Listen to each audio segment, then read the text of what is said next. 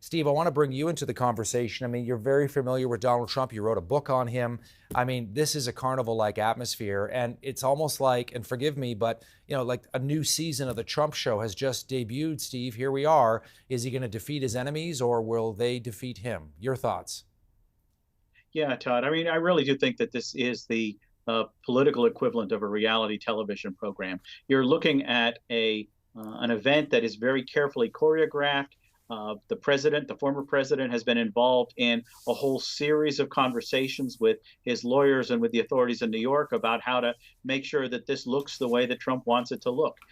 That is the nature of our politics today. It is clear that Donald Trump thinks that he can get some benefit from this indictment. He's fundraising off it. He's obviously doing the equivalent of tweeting on his the social media platforms about how he's being railroaded, how he's being mistreated, and that is going to add up to Trump making sure that he is very, very relevant in the 2024 conversation.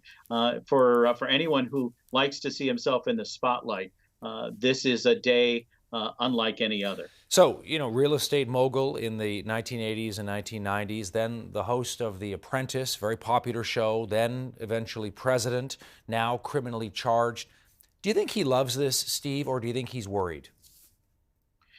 Well, I think it's both. I think he clearly loves being the center of attention. He is not at all trying to hide from the public. He's opening. He opens the car door. He comes out in public. He waves to the crowd. He puts forward social media content over the last several days, drawing lots of attention to this. Even before he was indicted, he said he was about to be arrested. You remember a couple of weeks ago, he said he was going to be arrested that following Tuesday. So over and over again, we see the narrative here that Donald Trump is trying to spin this, as he has spun so many things throughout his career, to try to figure out a way to get some benefit.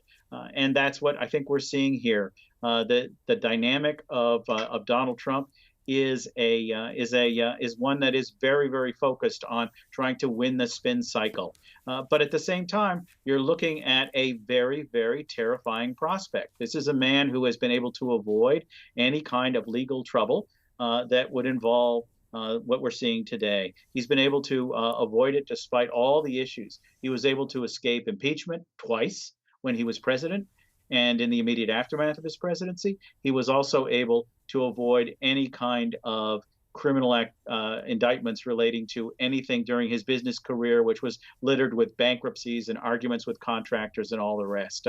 For Donald Trump, it just got real. Yeah, and I mean, the idea that he's able to kind of bend the media attention, focus, spotlight, bend it to him, to put him in the spotlight, almost through sheer force of will, the wild antics, the never know what he's going to say sort of strategy. And he certainly doesn't want to be seen as skulking away at all. I mean, on the contrary, no admission of guilt, doesn't want to be seen as weak, does not want to at all be seen as being pushed into a corner. Again, if you sort of use the analogy of a boxing match, for Trump, it's always about hitting first and never being on the defensive. The best defensive is always an offensive for him. But does that work, though, when you're talking about a criminal case and a slew of criminal charges that we're expecting to be revealed in the next 20, 30 minutes or so, Steve? Yeah, I do think that this is what makes it different. You can try to win the spin cycle with the media. We had yesterday pretty much every television network all over the world was showing pictures of Donald Trump's plane, Trump Force One, as he calls it, going off from the airport in Florida and landing in LaGuardia. Over and over again, we see that Donald Trump dominates the news cycle. But the news cycle doesn't matter inside the courtroom.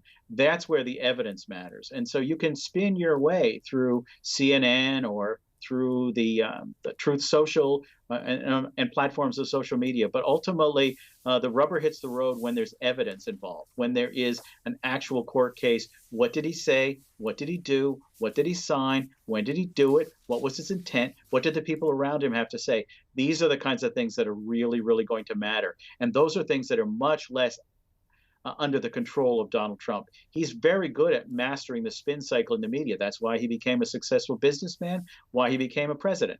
But this is a legal challenge above all going forward. And that's why I think that Donald Trump is going to dread this day as much as he might put a smiling face on developments in the next few hours. Yeah, well, of course. And what else do we expect him to do? And this is interesting because, some people have said, well, obviously he's going to say this helps him politically. He's not going to say the opposite. Obviously, he's going to say he's going to win. This is a witch hunt. He's not going to say the opposite.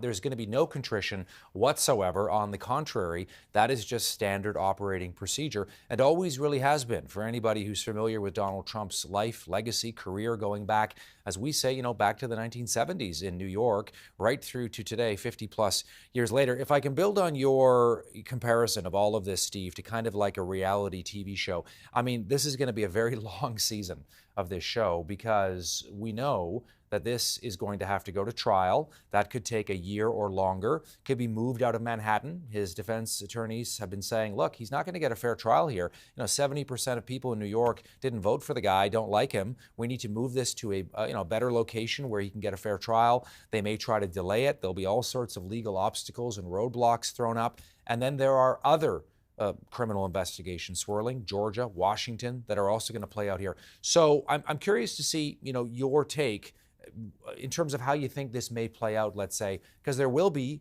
a presidential election in just over a year and a half from now in November of 2024. Yeah, my guess is that it'll play out along the lines of what you're outlining here, that there will be additional charges that are going to be filed, perhaps in the coming days in Georgia. I've always thought that the biggest legal threat that the former president faces is the tape recorded call with those state authorities in Georgia saying, "Find me the votes, commit election fraud on my behalf." That's an open and shut case, it seems to me, in terms of manipulating this electoral system, trying to steal the election. And you can believe with your own ears what Donald Trump said on that tape.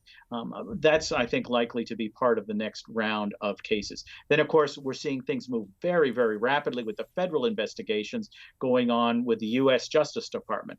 Just the last several hours, there have been a whole series of legal challenges that will compel, as things stand now, all the people in the Trump's closest circles that will compel them to testify to the January 6th investigation going on at the Justice Department. That's moving very quickly because, as you say, there is an election going on. He's already running. The primaries are going to take place, the caucuses, in early 2024. It seems unlikely that there will be trials completed in that time. Donald Trump's lawyers have been very, very effective at delaying procedures. So my guess is that we will see a whole series of charges that will remain unadjudicated during the time that Donald Trump is a candidate. That would be, I think, the scenario here. This will not move rapidly. Nothing has ever moved rapidly with the American court system if there is a contentious defendant. And that's an understatement to describe Trump as a contentious defendant. Steve Farnsworth. Thanks, Steve. Great to have you part of our coverage today. We'll be following it closely. Appreciate it.